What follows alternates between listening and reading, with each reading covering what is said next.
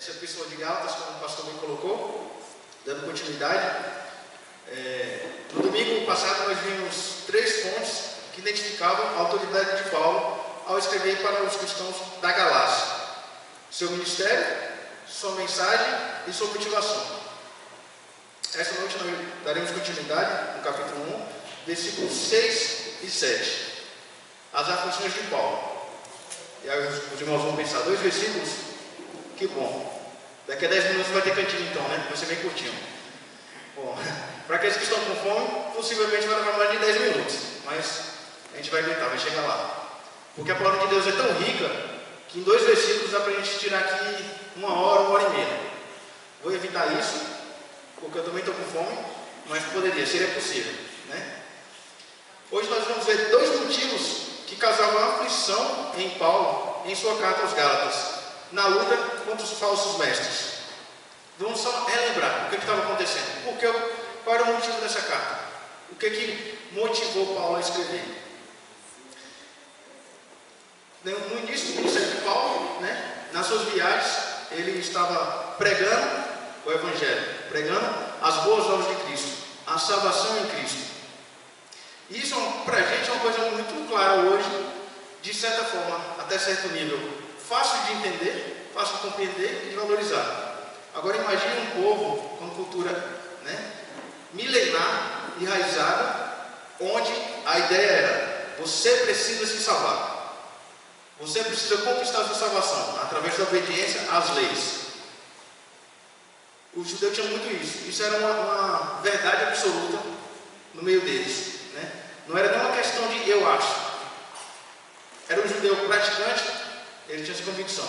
Não era praticante, ele tinha essa convicção, porque era basicamente o que estava estabelecido.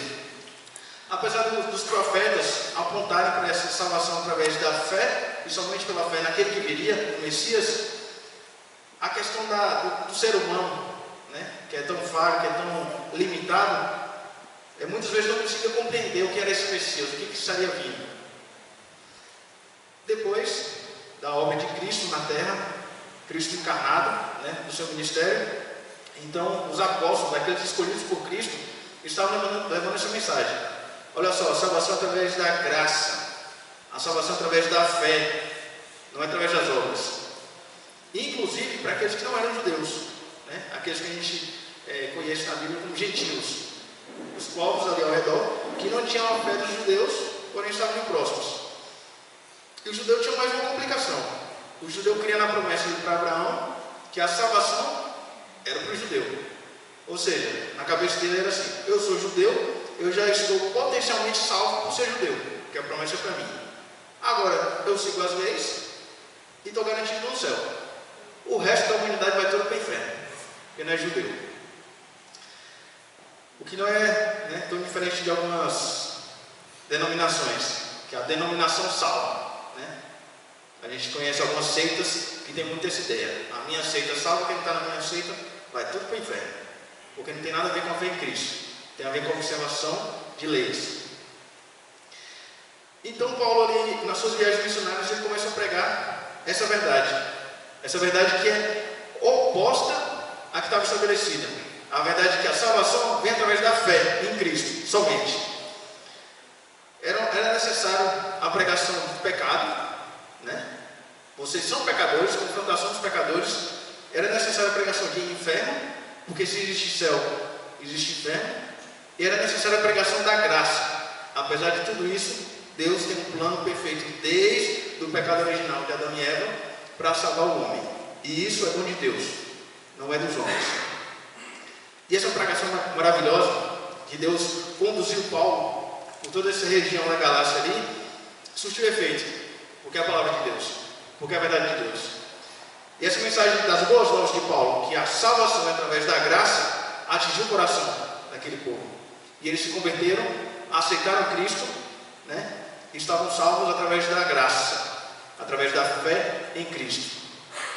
Pois bem, acontece que alguns judeus, percebendo isso, entendendo que Paulo estava pregando dessa forma, resolveram o seguinte: Paulo esqueceu de um detalhe. Paulo esqueceu de falar para esse povo que eles precisam observar a lei que eles precisam da circuncisão para poder ser salvos. E esses judeus foram lá, onde Paulo tinha feito o trabalho de evangelismo, e estavam evangelizando novamente. Estavam dando essa mensagem de que, você se converteu, você aceitou Jesus, ótimo, que bom, concordamos, Jesus é lindo, Jesus é maravilhoso, porém, precisa da circuncisão para você ser salvo, senão você não vai ser salvo. Esses judeus, eles estavam corrompendo a mensagem que Paulo tinha levado, a mensagem que Paulo recebeu de Cristo e que tinha passado para aqueles irmãos. Esse é o cenário, então. Paulo tinha feito o trabalho missionário e alcançado aquelas vidas. Porém, os judeus estavam corrompendo essa mensagem de Paulo. E a gente entra aqui no versículo 6 do capítulo 1, que é o texto que a gente vai trabalhar essa noite. Vou ler o 6 e o 7, então me acompanhem. Gálatas capítulo 1, versículo 6 e 7. Admiro-me de que vocês estejam abandonando tão rapidamente aquele que os chamou pela graça de Cristo para seguir outro evangelho, que na realidade não é o evangelho. O que ocorre é que algumas pessoas os estão perturbando, querendo perverter o evangelho de Cristo. Irmãos, primeiro ponto que dava essa angústia, essa aflição de Paulo, que a gente observa aqui, eles abandonaram ali, aqueles irmãos da Galácia, eles abandonaram a graça de Deus. Paulo diz aqui, admiro-me. Em uma tradução diz, fico maravilhado. Parece tão estranho, né?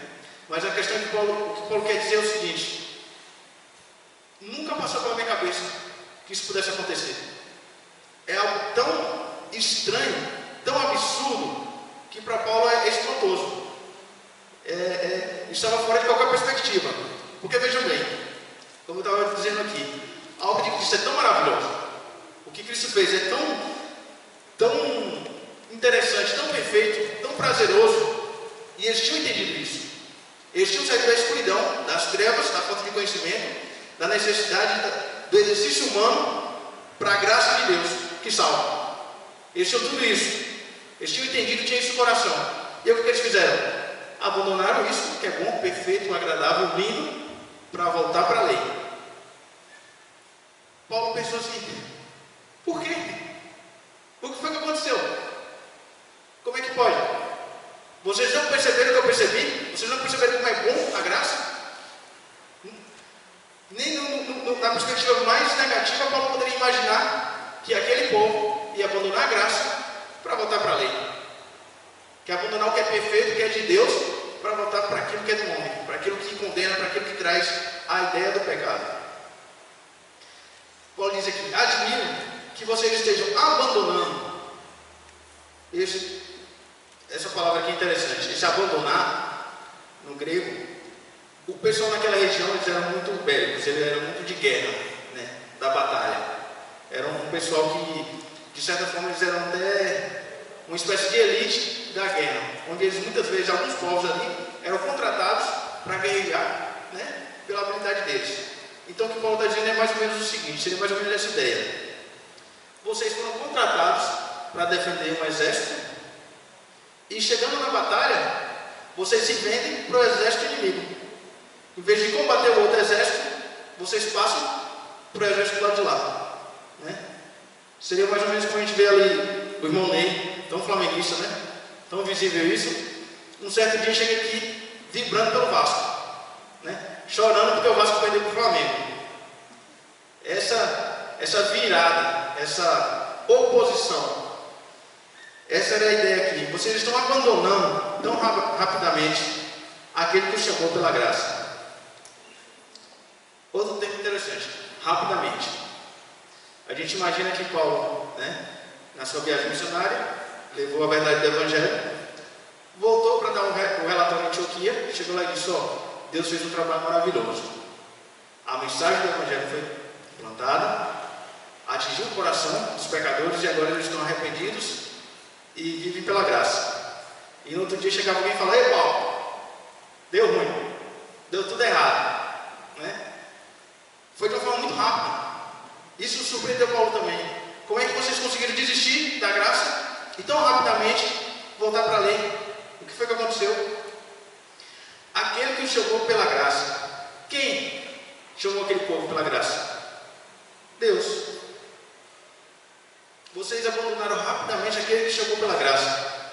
Eu imagino agora a mente daquele pessoal lá na Galácia. Eles pensando: eu abandonei Deus? Se eu estou aqui concentrado na lei, né, na lei que Deus estabeleceu, se eu estou aqui observando o Antigo Testamento, né, fiel, como assim eu abandonei Deus? Não, eu estou melhorando o que Deus me deu. Isso é um absurdo e acontece muito com a gente. A gente tenta criar, estabelecer parâmetros, né, como deveria ser o que é bom de Deus, como deveria ser a obra de Deus. Ao invés de a gente buscar o que Deus já estabeleceu, a gente tenta estabelecer algo mais. E Paulo está dizendo aqui para eles: o plano perfeito de Deus é a graça, porque assim o nome de Deus é glorificado, porque é a ação única e exclusivamente de Deus. Porque o homem, se depender do homem, ele não se salva. Só quem pode salvar o homem é Deus, é o sacrifício de Jesus Cristo. E aí os homens falaram: não, eu não quero a graça, eu quero a lei, eu quero insistir, tentar conquistar a minha salvação, e assim eu vou glorificar Deus. E Paulo está dizendo: como vocês acabando com o plano de Deus, como vocês se distanciando do plano de Deus, podem glorificar Deus. Vocês não estão agindo a favor de Deus, vocês estão agindo contra a vontade de Deus. O texto diz aqui ainda: aquele que o chamou pela graça de Cristo. Esse termo escolhido por Paulo, a graça, faz uma clara contraste com a ideia da lei. Não é pela lei, vocês não foram chamados pela lei. Quando vocês se converteram, a mensagem que vocês ouviram era sobre a graça. Era sobre como, de forma maravilhosa, Deus salvou um pecador que não merecia nada, além do inferno. Não é sobre como um homem consegue mudar, não é como um homem consegue ser melhor. A ideia aqui não é essa. E essa palavra que Paulo escolheu traz muito forte esse contraste: obras e graça. O Evangelho, a mensagem de Cristo, é sobre a graça. Não se esqueçam disso. Isso é muito destacado em toda essa carta dos Gálatas. A questão da graça de Deus. Somos salvos pela graça. Essa ideia aqui de que eles acabavam cedendo a um outro evangelho, né? Um evangelho diferente daquilo que Paulo tinha pregado, o evangelho da graça, faz com que eles dependessem de um outro evangelho. Eles abriam mão do que estava estabelecido, salvação através da graça, o plano perfeito de Deus, para se dedicar a um outro evangelho. Paulo diz aqui: admiro que vocês estejam abandonando tão rapidamente aquele que os chamou pela graça de Cristo para seguir outro evangelho. Aí a gente pensa aqui: como assim outro evangelho? Eles só tinham colocado ali a questão de circuncisão. Eles só tinham colocado ali, possivelmente os judeus não estavam questionando o fato de Cristo ser Deus. Eles não estavam questionando o fato da crucificação. Possivelmente não, eles só colocaram mais uma coisinha ali. Que bom, vocês entenderam Cristo, gentios? Que bom. Agora só vocês, né, cuidarem com as leis de Moisés e vocês serão salvos. Eles não estavam dizendo: não existe esse negócio de Cristo, isso aí é bobagem. Não, eles só acrescentaram um detalhe. Porém, esse acrescentar um detalhe perverteu totalmente a ideia do Evangelho, transformou em outra coisa. Não é mais Evangelho, seria mais ou menos como uma nota de 50 reais. Eu tenho aqui uma nota de 50 reais, né, com aquela onça que alguns conhecem, outros faz muito tempo que não vê, né, como é o meu caso, não sei nem mais o que é isso, mas eu já vi uma época. E lembro mais ou menos a cor, lembro que tem um 5 e um 0, né? E aí tem ali uma imagem de um animal para ser preservado. Que legal, essa mensagem da preservação, né, do meio ambiente. E é mais ou menos como se alguém dissesse assim: já que estamos falando da preservação do meio ambiente, eu vou acrescentar nessa nota a Amazônia pegando fogo. Fala para o pessoal: não, né, evitar as queimadas. É uma coisa boa? Porém, se eu levo a nota no mercado com essa alteração, essa nota tem valor? Não tem. Ela deixa de ser real. Ela deixa de ter o valor que ela tinha, porque ela foi alterada. É um detalhezinho bobo. está até dentro do conceito da cédula ali, né, de preservação. Porém, ela perdeu totalmente valor. Essa é a ideia aqui dessa perversão do Evangelho. Quando os judeus queriam acrescentar mais vamos só colocar mais um detalhe, eles excluíram a graça. Eles perverteram essa ideia. E isso era abominável diante de Paulo, diante de Cristo, e Paulo, por ser mensageiro de Cristo. Isso dava uma aflição em Paulo. Como é que vocês fizeram isso? Como é que um trabalho tão maravilhoso, que é o de Cristo, vocês chegaram e derrubaram totalmente, excluíram Cristo de tudo isso?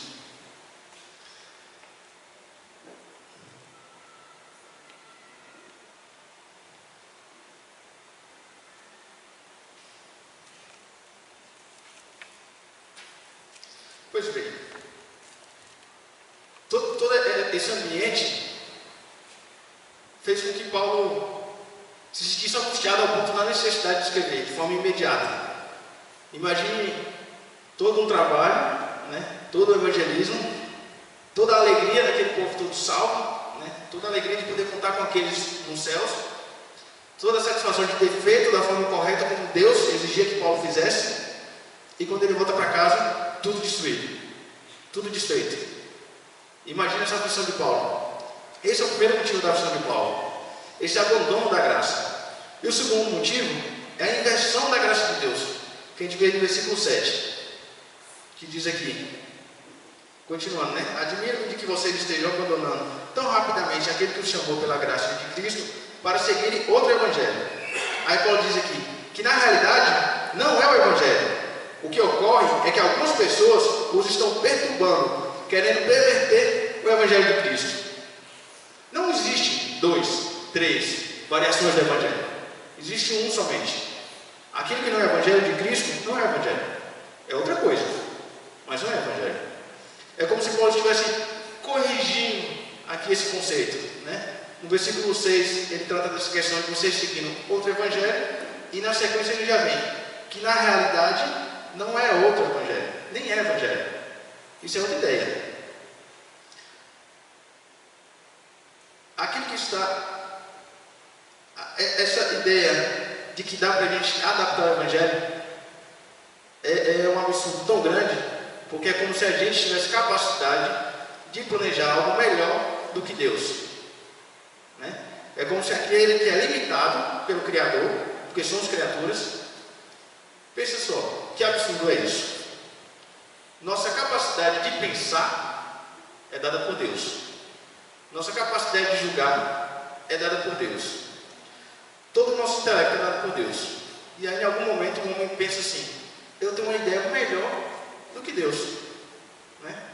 A gente tão limitado, chega num absurdo desse e acha que eu tenho uma ideia melhor do que Deus.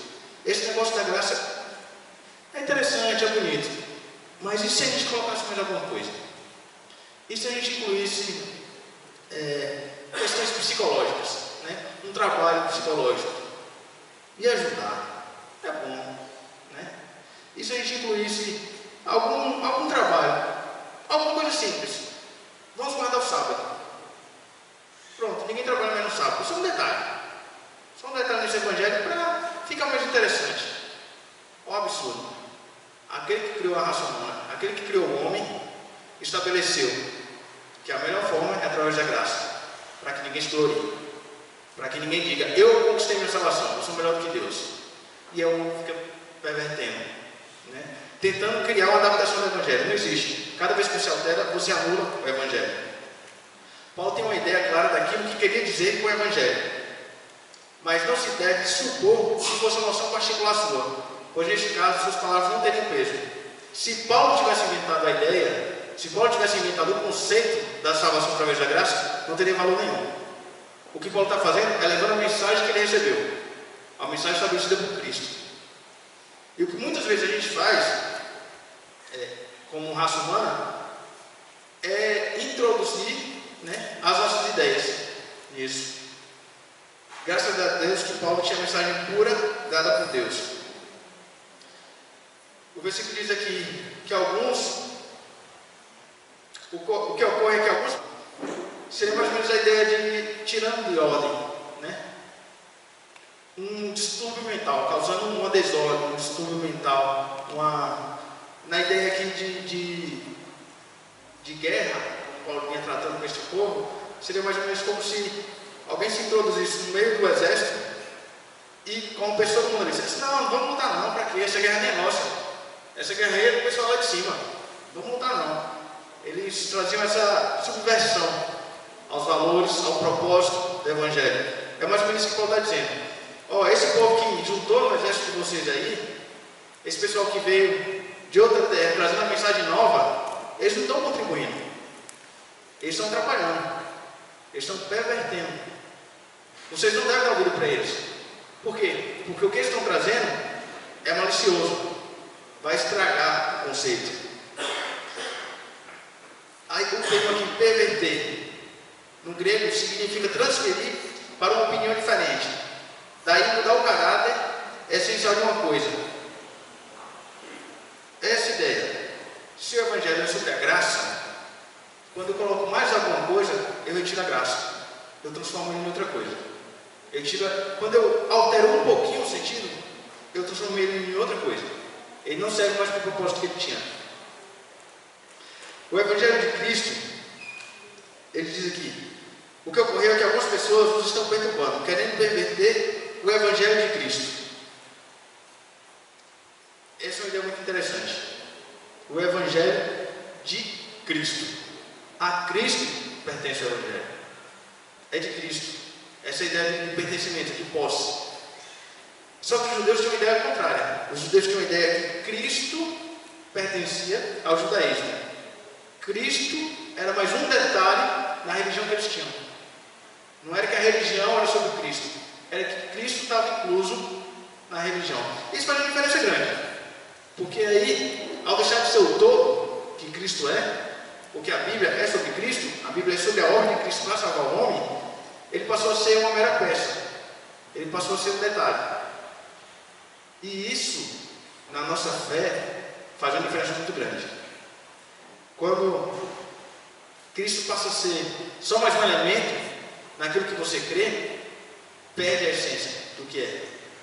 Quando Deus é só mais um meio para você alcançar o que você quer, por exemplo, aqueles que creem em Deus que ficam com medo de ir para o inferno, ele é só um meio de você não ir para o inferno, você perde as bênçãos de Deus, você perde aquilo que é tão maravilhoso em Deus, você perde o prazer, né, desse relacionamento com Deus, porque ele é só um meio.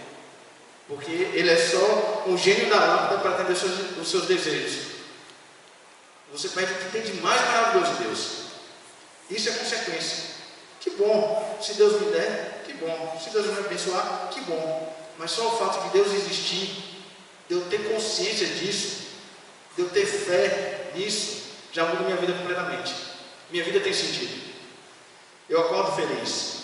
Quando tudo está ruim, quando tudo está escuro, quando parece que nada vai dar certo, Deus existe.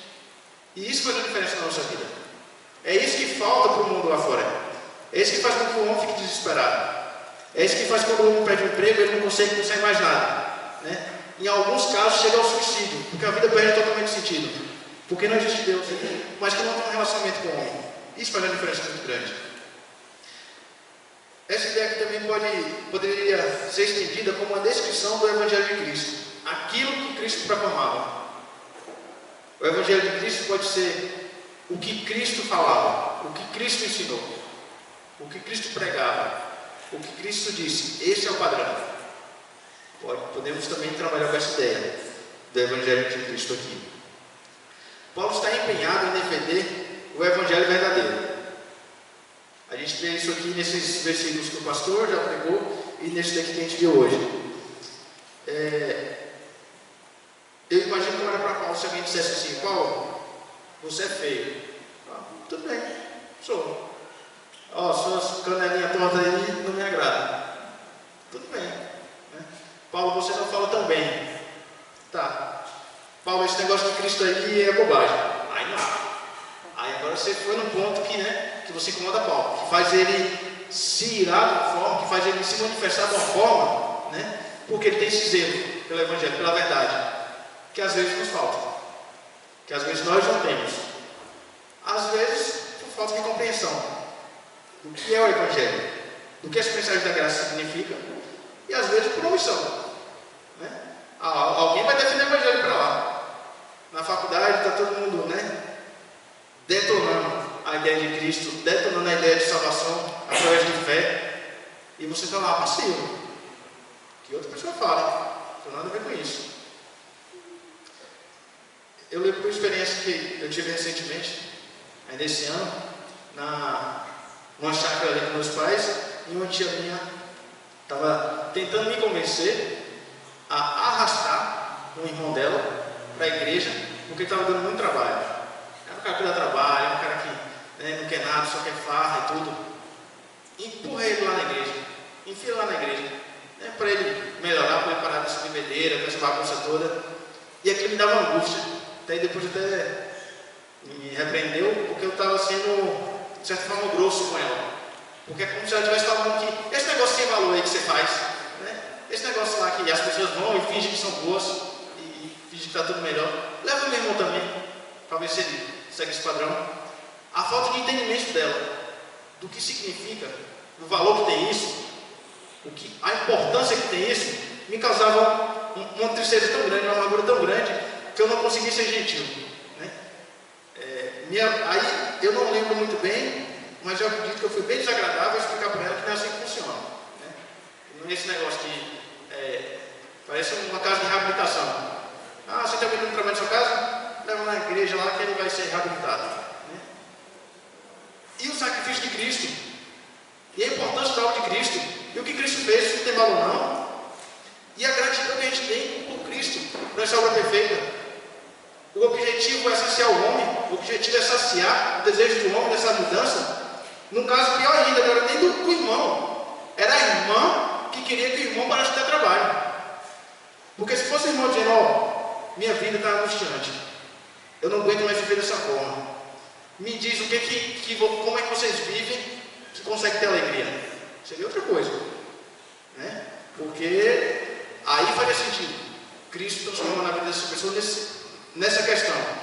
Agora a ideia de usar Deus, né, de usar a igreja como caso de reabilitação, e eu sou tão pecador, eu sou tão falho, e ainda assim eu senti essa angústia. Eu imagino Paulo, com a obra dele, né, com tudo que Paulo fez, como é angustiante ver aqueles irmãos todos se perdendo para um evangelho totalmente falso. Então o empenho de Paulo ali era defender o evangelho verdadeiro. E a gente precisa entender essas 6 palavras muito bem. Defender. Para defender o evangelho, aqui eu coloco como desafio para a gente. A gente precisa defender o evangelho. Para defender o evangelho, veja só o que Paulo faz aqui no início, no versículo em diante. Paulo, apóstolo, enviado, não da parte de homens, nem por meio de pessoa alguma, mas por Jesus Cristo e por Deus Pai, que o ressuscitou dos mortos, e todos os irmãos que estão comigo, as igrejas da Galácia. O que Paulo está dizendo? Ele está dando uma identificação. Ele está dizendo quem ele é. Ele tem autoridade para estar dizendo o que ele vai dizer em seguida. Ele tem autoridade para confrontar. E eu te pergunto, você vai defender o evangelho? Você tem autoridade do evangelho para isso? O evangelho modificou a sua vida ao ponto de você poder ser isso? Porque imagine alguém que tem uma vida totalmente torta, né? Uma vida bagunçada, e está confrontando os outros que têm uma vida torta e uma vida bagunçada. Que autoridade tem? Imagine um pai alcoólatra que chega em casa bêbado e diz para o filho, não bebe que beber é errado. Que autoridade tem isso? Autoridade nenhuma. Você quer defender o evangelho? Você tem autoridade para isso? Você tem uma vida piedosa para isso? Ou você não pode nem falar que você é crente, porque isso seria vergonhoso. Porque se as pessoas veem o que você faz e escutam que você é crente, vão rir da sua cara. Vão dizer, se for para ser crente assim, até eu quero. Tá bom demais. E para defender o evangelho, ele precisa entender o que é o evangelho. E pasme, tem muito evangélico que não entende o evangelho. Por incrível que pareça. Tem muito evangélico que entende que Cristo é lindo e maravilhoso e que Cristo morreu. E que se você crê que você vai ser salvo. Salvo do quê? Por que você precisa ser salvo? Por que Cristo precisou morrer pelos nossos pecados? Por que a ideia de leis, de obediência à lei, não salva ninguém? Falta muito entendimento igreja do que é o Evangelho de Cristo. Muitas vezes a gente tem dificuldade de evangelizar por isso, porque a gente não entende, a gente não sabe. A gente sabe um detalhe aqui, sabe um detalhe ali, né? Lembra de algum versículo que algum irmão fala constantemente, mas o todo, o plano de Deus para a salvação, tem muito evangelho que não sabe. Isso deveríamos ter essa função que Paulo tem. Poxa, eu não tenho capacidade nem de entender o evangelho. Como é que eu posso levar a mensagem de Cristo para alguém? Como é que eu posso evangelizar? E um outro ponto, Paulo defendia o evangelho verdadeiro. Como é que eu posso saber o que é o verdadeiro? Como é que eu tenho certeza que eu não estou fazendo igual os judaizantes? Que eu estou evangelizando um outro evangelho, que nem evangelho é. Como é que eu posso saber que o que eu estou falando é a mensagem de Cristo, se nem eu conheço? Não tenho contato com a Bíblia, né? Vê o culto uma vez sim, uma vez não. Só venho na igreja quando estou precisando de alguma coisa, quando minha vida está ruim, né? E eu preciso fazer o bem com Deus. Porque tem muita gente que acredita que é assim. Deus só atende o telefone se você ligar daqui da igreja, né? Seu caso não vai dar certo não. Se você está precisando falar com Deus, vai na igreja para pedir Deus ali um favor, alguma coisa. Você nem entendeu, né? Você não consegue discernir o verdadeiro do falso evangelho. Se um judaizante, se uma seita estivesse pregando para você uma heresia, por falta de conhecimento bíblico, você ia concordar. Por quê? Porque normalmente quando se prega uma heresia, quando se prega uma distorção do evangelho, um exemplo claro. Existe uma seita que diz o seguinte: sem a caridade não há salvação. E é lindo. Um dos grupos religiosos mais bíblicos que eu conheço são os espíritas. Porque a coisa da caridade, de ajudar o próximo, de ser manso, eles têm. Eles têm. Da vez que a gente ficou alguns dias no hospital, 6 horas da manhã, quem estava lá dando pão, dando sopa para os doentes, eram os espíritas. E aquilo me incomodava, porque não tinha nenhum crente, nenhum evangélico fazendo isso lá, que estavam os espíritas. Eles só têm uma diferença assim, só um detalhe: Cristo não salva. Na doutrina deles, Cristo é o grande mestre, né? Alguém muito interessante, muito sábio, mas não é Deus e não salva. Esse detalhezinho aqui faz toda a diferença. Transformou em nada para a gente. Não tem Cristo, Cristo não é Deus, não é nada. Porém, a gente sempre pensa assim. A gente sempre é muito 0 ou 1, né? Muito binário. Se não é de Cristo, é de Satanás, é alguém que, né, toma sangue de bode, alguém que veste vermelho e é um cruz de cabeça para baixo. Muitas vezes não é não. Muitas vezes aquele que está corrompendo o evangelho é muito parecido. Prega a Bíblia, né? Pelo menos uma versão da Bíblia. Fala de Jesus é lindo e maravilhoso. Fala que o diabo é ruim e a gente deve evitar o diabo. Porém, quando tira a salvação através de Jesus Cristo, virou nada. Não tem valor nenhum. Se eu não conheço a verdade, se eu não conheço a importância disso, eu sou levado por qualquer meio de doutrina. Eu posso muito bem comprar qualquer ideia dessa como verdadeira. Então, para defender o evangelho verdadeiro, você precisa ter autoridade, você precisa entender o evangelho, você precisa diferenciar o verdadeiro do falso. Porque senão você vai estar aí pregando heresia, achando, assim como os Gálatas, achando que está contribuindo com Deus, achando que está contribuindo com a obra de Deus, quando na verdade você está fazendo o oposto. Você está ofendendo a Deus, né? Algumas implicações aqui para a gente, algumas reflexões. Muitas vezes a dificuldade em andar com Cristo que você está tendo pode ser falta de uma fé sólida, porque você não entendeu a mensagem de Cristo completamente. Você não entendeu a questão da graça. Você está sofrendo porque você precisa de obras, porque você precisa disso, precisa daquilo. Meu Deus, eu pedi a salvação porque eu não estou conseguindo caminhar. Você precisa entender a graça de Deus para ter uma fé sólida. E veja que eu não estou dizendo que é um risco quando você pega Gálatas se você cair nesse ponto. Quando você fala tanto da graça, que não é por obras, que aí a pessoa fala, então não vou fazer mais nada, né? Já que é pela graça, abandono obras e vivo só pela graça. As obras são uma consequência. Quando você entende porque Cristo morreu e a importância disso, você é tão grato que você quer viver de forma a agradar a Cristo. Você quer viver de forma a agradar a Deus. E vem por consequência. Eu tenho dito sempre para os os jovens e para algumas pessoas que eu converso. Aqueles textos que dizem assim: os adúlteros, os homossexuais, os mentirosos, os assassinos não herdarão o reino dos céus. E muitas pessoas pensam assim: ah, é porque eles estão fazendo isso, é porque eles estão fazendo maldade, porque eles não vão herdar o reino dos céus. Para mim aquilo ali é uma distinção, seria o oposto. Aqueles que herdam o reino do céu, eles não são adúlteros, eles não são homossexuais, eles não são assassinos, né? Porque se eu entendo o evangelho da graça, peraí, mas não foi um ladrão que Cristo disse que naquele mesmo dia feria ele no céu? Porque ele se arrependeu, porque ele foi salvo pela graça, porque ele não foi salvo pelas obras dele. É muito difícil a gente desassociar essa ideia de que não é por obras. Se a gente esquece por um momento, se a gente vacila, a gente cai na ideia novamente que são por obras. Eu preciso agradar a Deus para Deus me dar salvação. Cuidado com isso. Você precisa ter uma fé sólida na verdade revelada. Você pode estar agindo como judaizante e nem sabe. Você pode estar impondo tantas regras que você acha que faltou na Bíblia, né?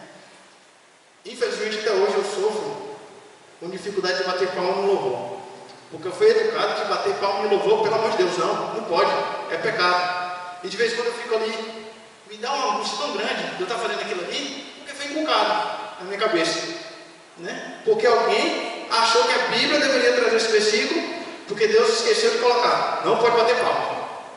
Se não está na Bíblia, é porque Deus entendeu que não era necessário. Não cria regra, não acrescenta nada, não tira nada da Bíblia, também não coloca.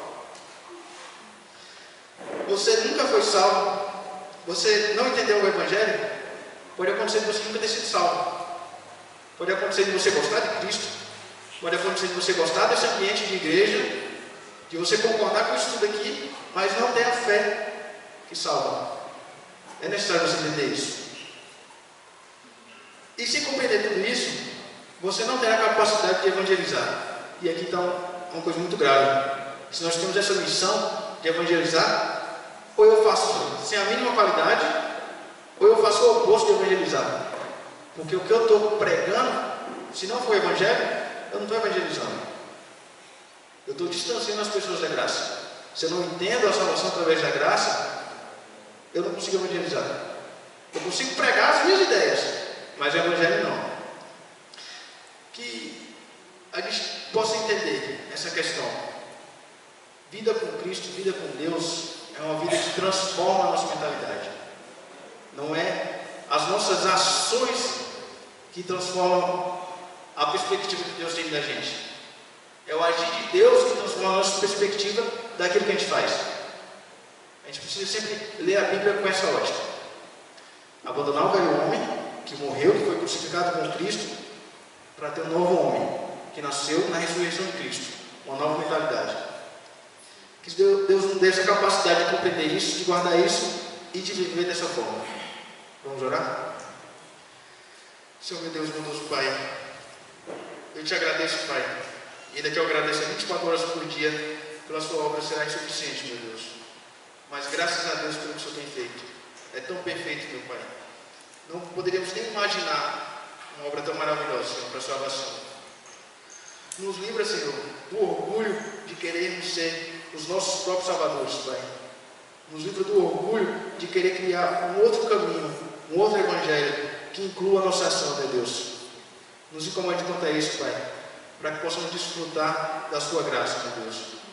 Para que possamos ter o prazer, Senhor, de sentir como o Senhor nos ama e como o Senhor é maravilhoso.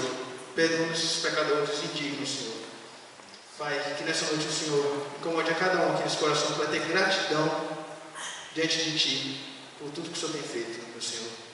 E que incomode aqueles que não conseguiram entender ainda o Evangelho, Senhor. Que o Seu Espírito Santo trabalhe, que a Sua palavra trabalhe, Pai. Que continue guardando nesses corações. Que incomode, meu Deus, para a necessidade de salvação e salvação através do Seu Filho, meu Deus. Que ninguém saia aqui dessa noite da mesma forma que entrou, mas que saia incomodado pelo Espírito Santo, Pai. É isso que te peço, em nome do Seu Filho amado Cristo. Amém.